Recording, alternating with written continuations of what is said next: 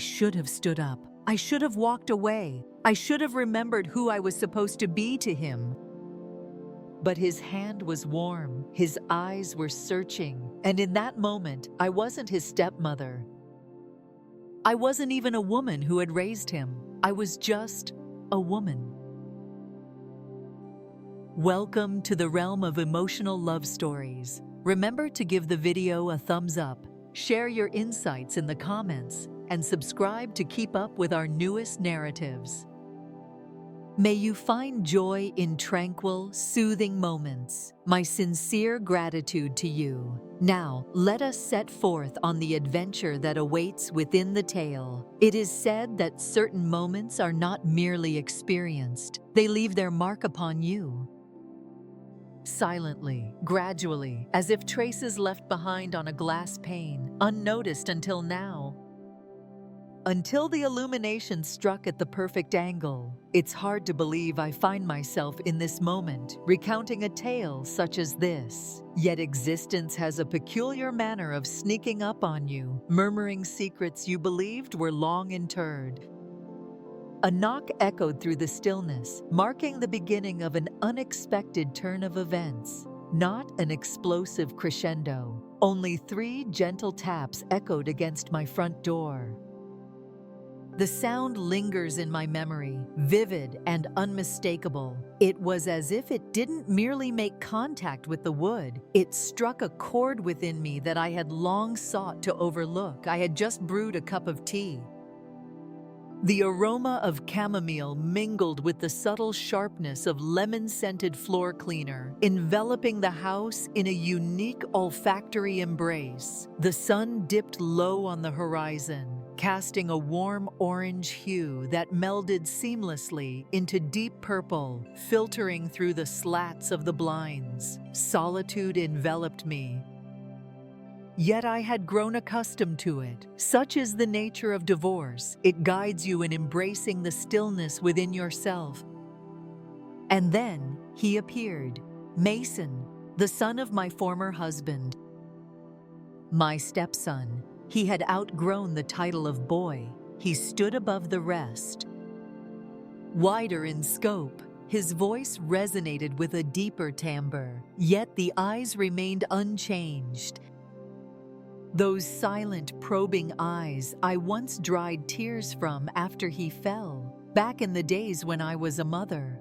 Though I did not bring him into this world, my love for him was as profound as if he were my own. And yet, there was an undeniable quality in the way he gazed at me that night, a distinct nuance that lingered in the silence shared between us. He smiled and asked, "Hey, can I stay here for a while?" And just like that, all that I believed I had moved beyond, all that I convinced myself I had laid to rest, surged back upon me like an unexpected tide. How I longed to declare that the tale unfolds with ease. I welcomed him inside. We exchanged stories, and it concluded as it was meant to. With resolution, in tranquility, yet that would be a falsehood. The reality is that certain doors, once ajar, do not merely permit entry. They invite a multitude of souls within. They allowed emotions to seep through, remembrances, yearnings, emotions you vowed would never resurface. Once they cross that threshold, keeping them at bay becomes a formidable challenge. 2 years have passed since that fateful knock echoed through the silence. It has been a year since Mason returned home. Not a single day has gone by without me pondering the question, what truly transformed that night? Myself? That individual?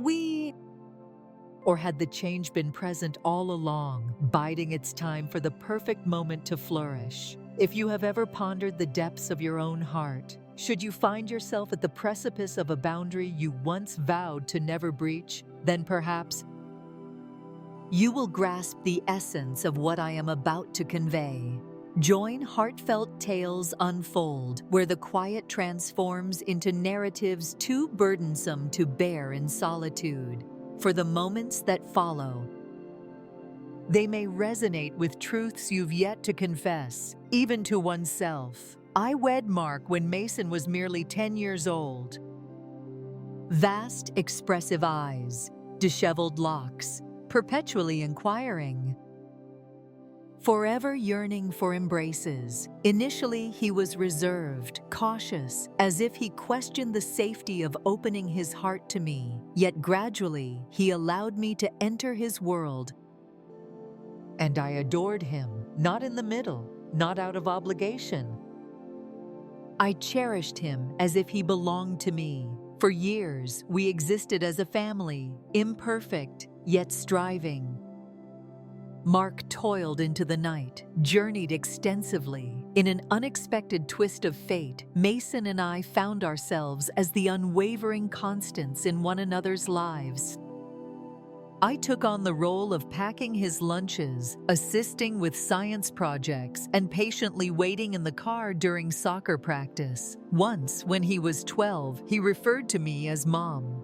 Then he paused, falling into silence.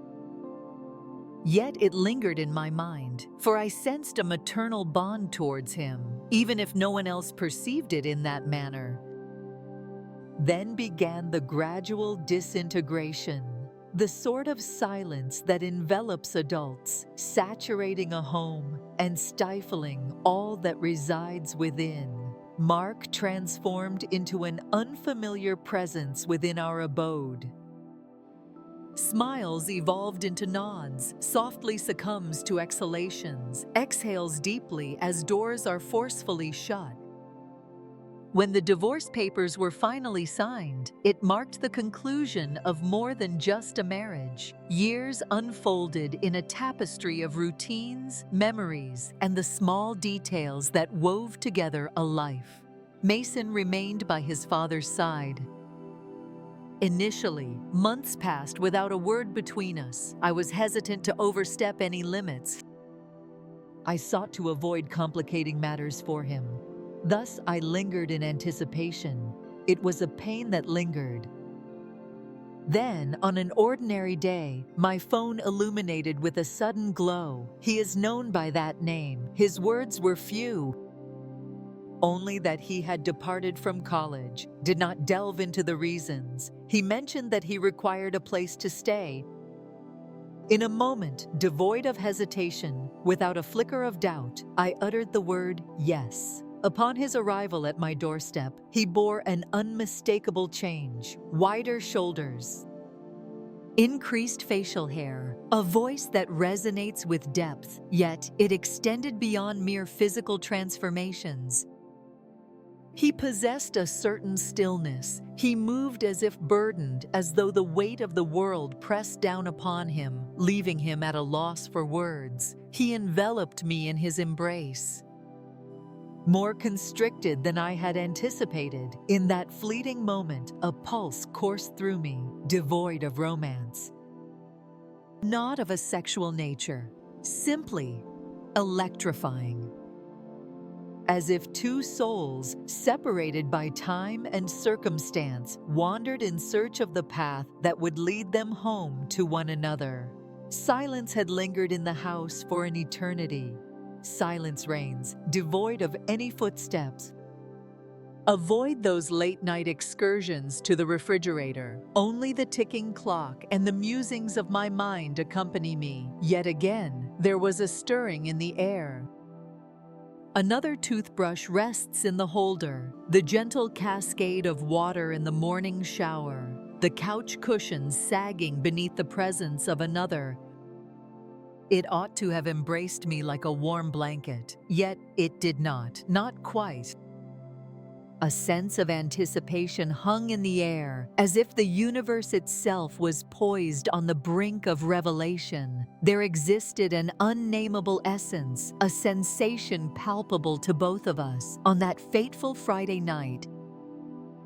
A night reminiscent of family gatherings, filled with laughter, the sound of dishes clinking, and the playful bickering of children over dessert. Yet here we were, just Mason and I.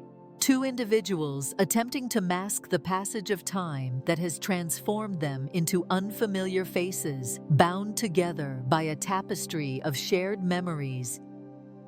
He proposed a film, a touch of levity, a familiar sight, one we had both encountered previously. The title has slipped from my memory entirely. It was merely a refuge, a comforting presence, a way to occupy the stillness. The room lay shrouded in darkness. The gentle glow of the soft blue from the TV danced across the room. We perched on opposite ends of the couch, our legs tucked beneath us, a bowl of popcorn resting in the space between, a scenario that ought to have been pure and untainted. It ought to have been innocuous, yet in that moment, our hands met. It was merely a fleeting touch, his fingers lightly brushing against mine as we both extended our hands toward the same fragment. In that moment, I found myself utterly still, not due to the pain, but rather the duration his fingers remained, lingering in the moment, how he maintained his gaze. The gaze that speaks volumes. It lacked the gaze of a child lost in the nostalgia of bedtime tales. The expression lacked the warmth of a young man thankful for shelter and a hearty meal. It was an experience unlike any other, more profound, more acute. It was as if he truly perceived me, as if he looked beyond the surface, not in the role of a stepmother, not as one who had once wed his father. Yet, as a female, I brushed it aside with a chuckle. He remarked on how he consistently took the finest pieces for himself. He wore a smirk, yet remained silent. I continued to immerse myself in the film, as if nothing had transpired. Yet it had, for the reason that I found myself unable to cease the endless replaying of it, the gaze that speaks volumes. The stillness enveloped the air, and I began to observe details that had previously escaped my attention. His body arched gracefully as he rose to his feet. His voice lingered in the air, a soft echo of the words, "Good night." There were moments when his gaze lingered on me, subtle yet unmistakable. Yet, in that hushed, weighty manner, as if he were observing me through a recollection he had yet to share. That evening, I found myself in bed, gazing up at the ceiling. The tea had grown cold, resting forgotten on the nightstand. In that moment, the silence enveloping the room felt distinct, almost palpable. It lacked tranquility. It was electrified. I found myself pondering. Was it merely a figment of my imagination? Was I casting shadows of loneliness into spaces where they had no right to dwell? Or was there a subtle change unfolding between us, an unnameable presence yet palpable, slowly enveloping us both, a fleeting look? Just a single breath, one silent notion at a moment. In the aftermath of that night, the world continued on, unchanged. And yet, in truth, nothing truly transpired. Mason remained silent. He committed no wrongdoing. He continued to leave his shoes by the door. He continued to sip orange juice directly from the bottle, convinced I was oblivious to his little secret. He carelessly left his towel on the bathroom floor, a habit unchanged since he was 15. Yet the atmosphere surrounding us transformed. I began to observe details that were not meant for my attention. He stayed in the kitchen after dinner, a quiet presence, even after the dishes had been washed and put away. He leaned against the counter, arms crossed, simply watching me, not in an intimidating manner, not even in a way that is readily apparent. Yet, I felt as though I was a puzzle he was meticulously attempting to decipher, one silent piece at a time. He attuned his ears to the sounds around him. Oh, how he listened! I had lost touch with that sensation, to express oneself without interruption, to be inquired about the nature of my day, with someone patiently awaiting my response. Mark would often glance at his phone in the midst of a conversation. Mason leaned in closer. He observed details as well. He remarked that the old navy sweater I used to sleep in made my eyes appear darker, gentler. I chuckled at the remark, yet it lingered in my mind throughout the day. I reassured myself that his actions were merely an expression of kindness. I found myself enveloped in a profound sense of solitude, yearning for the embrace of warmth, for words that diminished my spirit, unseen. Yet the manner in which he uttered my name was gentle, as if it carried significance. It had transformed beyond mere nomenclature, becoming something akin to a hidden truth, and I found myself transforming in ways that eluded my understanding. Once more, I adorned my lips with a glossy sheen. Not the audacious sort, a delicate blush of pink, sufficient to capture the glow. As dusk settled, I kindled candles, their flickering flames casting a warm glow in the twilight. Claimed it was for the atmosphere, yet I was aware of the truth. I prepared additional meals that are not frozen, authentic nourishment. Dishes that enveloped the kitchen in fragrant aromas, infusing the space with an essence reminiscent of home, though uncertainty lingered about the intended recipient of my creation. I began to gaze at my reflection in the mirror once more. Gazing into my own reflection, I linger a moment too long, caught in the depths of my own eyes, contemplating the essence of her identity in this moment. A woman in her late 30s, still prone to blushing when someone's gaze lingered just a moment too long.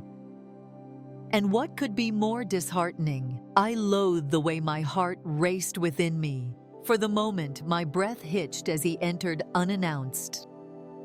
How my ears ached for the echo of his footsteps in the dimly lit hallway at night. Yet I did not intervene. I did not bring it to a close. I failed to remind myself that he was unattainable, taboo, or perhaps too near for comfort. I allowed it to exist in the stillness, within the silent gaps of the inquiries left unvoiced. In the manner our gazes lingered, conveying an unspoken depth, and in that silence, we found ourselves lost in unspoken words. It was one of those balmy, unsettled evenings, the kind where the sky wavers, caught between clinging to the final whispers of sunlight and surrendering to the encroaching night. Rest eluded me. Stepping outside, I enveloped myself in a delicate blanket and settled onto the porch, cradling a glass of red wine in my hands. The porch lay in stillness, the only sounds being the gentle creak of aged wood beneath bare feet and the soft, persistent hum of crickets weaving through the night air. His emergence took me by surprise, yet he did. Silence reigned initially. With a mere glance and a subtle nod, he settled beside me, the gentle clink of his glass punctuating the moment. There was a stretch of silence between us. We sat in the stillness of the night, absorbing the silence, reflecting on the unspoken words that lingered between us since his arrival. Then he uttered his words. He expressed a sense of having lost his home entirely. He mentioned that his father had ceased to reach out, ceased inquiring about his well-being, no longer feigning concern. I refrained from interrupting. I have just listened, as he had done for me. Then I shared my perspective with him. The divorce unfolded not with clamor or chaos, but in a chilling silence. Winter seeped into every nook of the house, a silent invader, until the moment arrived when it was far too late to restore the warmth. I recounted the moments spent at the dinner table, facing a man so engrossed in his phone that he couldn't muster the slightest glance in my direction. How I had spent months feeling like a specter within the confines of my own marriage. Unseen, uninvited, forsaken. The words flowed with a deliberate slowness. It felt as though I was shedding layers I hadn't realized were still clinging to me. In that moment, silence enveloped the space, a pause that envelops you, inviting contemplation like an unspoken inquiry. His hand rested gently upon mine, not abrupt, merely present. Cozy, unwavering, here it is. I ought to have taken a stand. I ought to have turned and left. I ought to have recalled the role I was meant to play in his life. Yet his hand radiated warmth, his gaze was probing. In that fleeting instant, I transcended the role of his stepmother. I was not even a woman who had nurtured him. I was merely a woman who had not felt the warmth of another's touch in more than a year.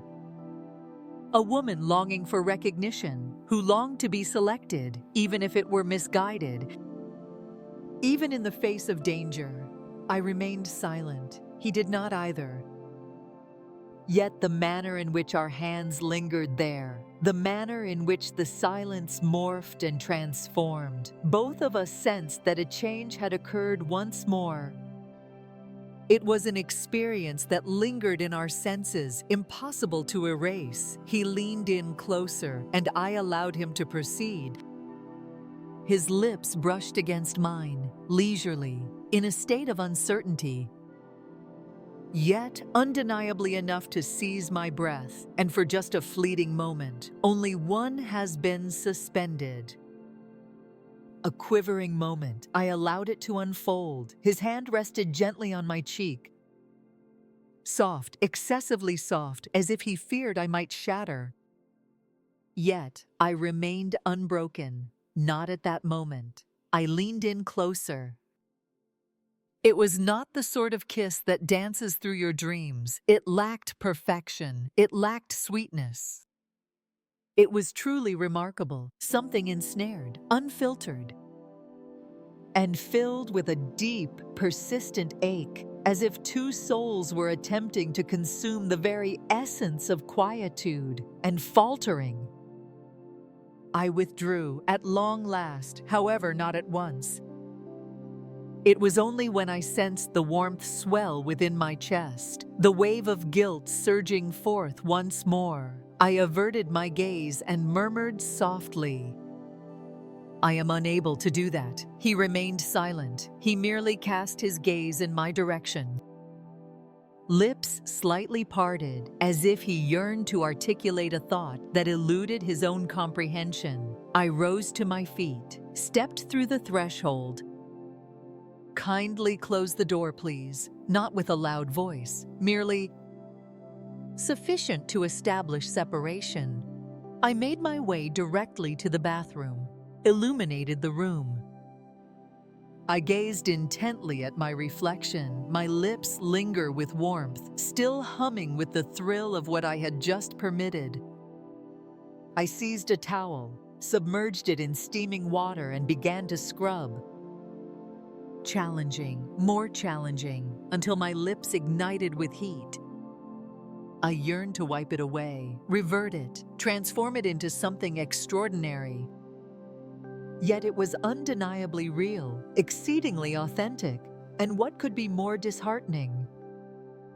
It was more than mere guilt that enveloped me. It was desire, that profound, ignoble sort.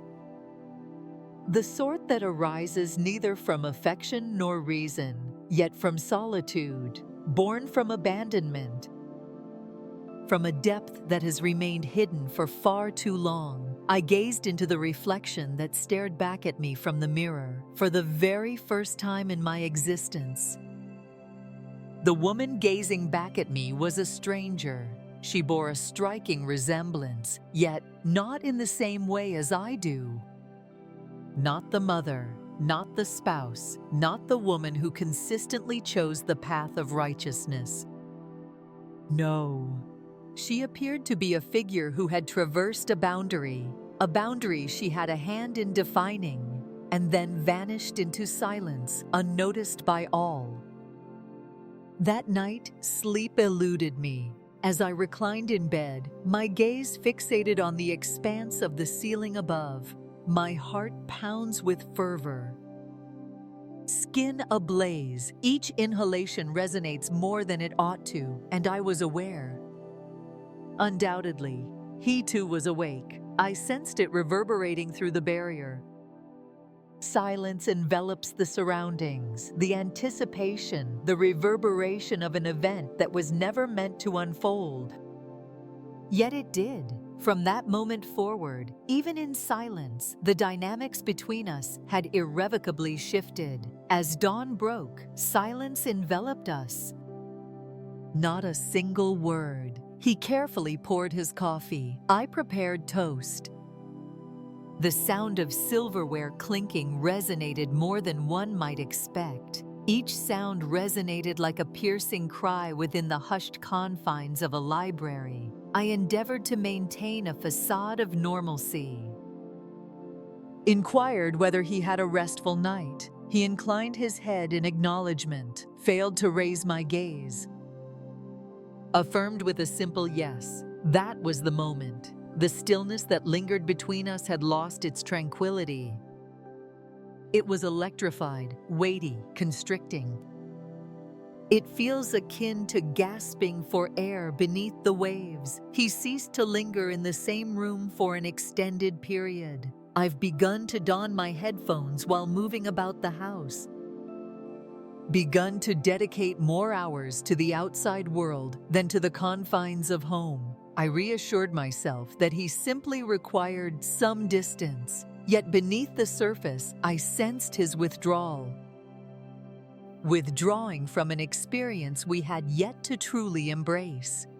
A week later, he returned with someone in tow. The sound of laughter reached my ears long before her figure came into view. That elevated, playful laughter that pierces the heart when it isn't directed your way. He entered the kitchen, her presence trailing closely behind him. She was in the bloom of youth. Beautiful, unapologetically bold and self-assured, Maya made her introduction. He claimed she was merely a friend, spoke of it nonchalantly, as if it held no significance, as if I held no significance. A smile graced my lips. I expressed to her that she was truly lovely, presented her with a beverage. Embraced the role of the gracious and serene host. As soon as they stepped out of the room, I hurried to the bathroom, secured the entrance, activated the faucet, and tears streamed down my face. Not the boisterous, breathless sort. The serene sort, the kind that finds its resting place in towels, in flowing streams, in tightly held hands. I clenched my sleeve between my teeth, stifling the sound within. For what authority did I possess? What did I truly mean to him? She is not a girlfriend, not a stepmother, not even a woman to whom he owed anything, merely a complication. An occurrence that was never meant to transpire. A kiss he likely wished he could take back, and yet the ache persisted, relentless and unyielding. The envy. Her presence struck me like a sudden blow, awakening a part of me that had remained untouched for far too long. A cry of frustration bubbled within me, yearning for release. I felt compelled to inquire about his reasons for bringing her here. Why did he smile at her in the same way he once smiled at me? Yet I remained silent, for there was truly nothing to articulate. That wouldn't mend the deception we were both attempting to piece back together in quietude. The nights grew increasingly difficult, not due to their silence, but because they left me with no refuge. I would lie in bed, gazing at the ceiling, and the questions would begin to arise, gentle in the beginning, then resounding. Waves collide in a space devoid of land. Did I embody the essence of a predator? Have I exploited the trust of someone who believed in me? Or was I merely yearning to experience something once more? Could it have unfolded differently had I not felt so isolated? If Mark hadn't worn me down over the years, leaving me merely a specter cloaked in monotony? Answers eluded me. Merely the pain, merely the weight of guilt, just the recollection of lips I ought to have never touched and the stillness that ensued. I began to write, not out of a desire to recall, but from a necessity to endure the act of remembering. A weathered notebook, frayed edges, pages already adorned with grocery lists and neglected passwords. Every page now bore the weight of confessions. Unspoken words lingered in the silence. Ideas intertwined beyond the reach of words, inquiries that elude all attempts at resolution. I penned my thoughts fervently until my hand ached with fatigue. Until the ink blurred from the tears I feigned not to spill. It transformed into a sanctuary where I could voice the questions I dared not utter aloud. Was he sincere in his words? Was there a scenario in which we could have returned to the past, unyielding, unblemished, unaltered? Or was something sacred shattered the instant our lips touched? On a quiet evening, I found myself sifting through the clutter of the junk drawer. The ubiquitous container found in every home, brimming with expired batteries and forgotten keys, and there it was, waiting for me, a meticulously creased sheet of paper, dimmed.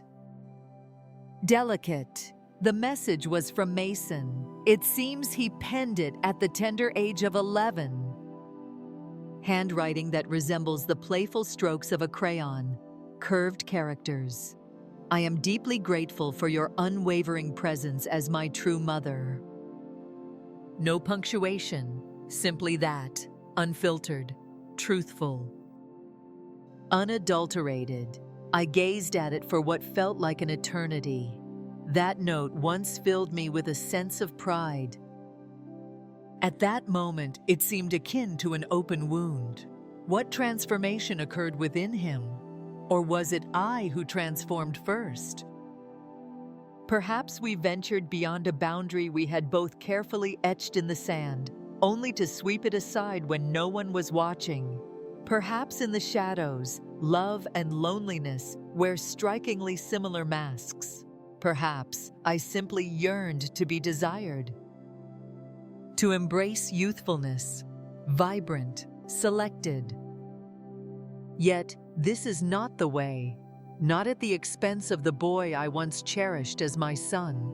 Have you ever welcomed something into your life, not out of necessity, but driven by an insatiable hunger for connection?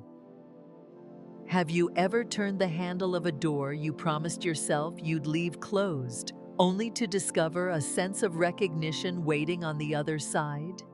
Is it simply to savor the sensation of being embraced for a fleeting moment beyond the ordinary? I find myself questioning whether my actions reflect poorly on my character. I find myself questioning whether it signifies a weakness within me. All I remember is that there was a night, just one night, when I ceased to be the person I believed I was and transformed into someone unrecognizable. Did I err in allowing it to unfold? Or was I merely a woman seeking to reclaim a sense of vitality? In the depths of my mind, I search for the echoes of that intoxicating sensation of being wanted, to capture attention, to emerge from the shadows and be seen. Perhaps you experienced that as well, perhaps not in quite the same manner. Yet perhaps you have found yourself at the precipice of a decision, caught in the struggle between the persona you are expected to embody and the essence of your true self. revealed only in the solitude of your own company. We invite you to express your thoughts in the comments section. The tales you weave. The weight of your regrets, the essence of your reality. I perused each and every one. There is no room for judgment here, only truthfulness. There is no shame, merely grasping the essence. Do you enjoy this tale? Join Heartfelt Tales Unfold, where the quiet transforms into narratives that weigh too much to bear in solitude. Strike the bell, for the next tale may resonate with thoughts you've never summoned the courage to voice. Not all betrayals are born from longing. It all starts with a profound sense of solitude, with vacant chairs scattered around the dinner tables, amidst a sea of unanswered questions. The sound of your own breath reverberates in a house that feels unbearably silent. They commence in the quiet moments, when the sorrow hidden behind your smile goes unseen, when the warmth that once enveloped you fades into chill, and you find yourself wandering, seeking any flicker of flame. And sometimes, it's not what destroys you.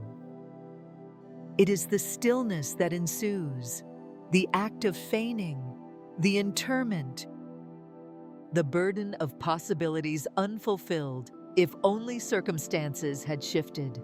A question lingered in the air, probing gently.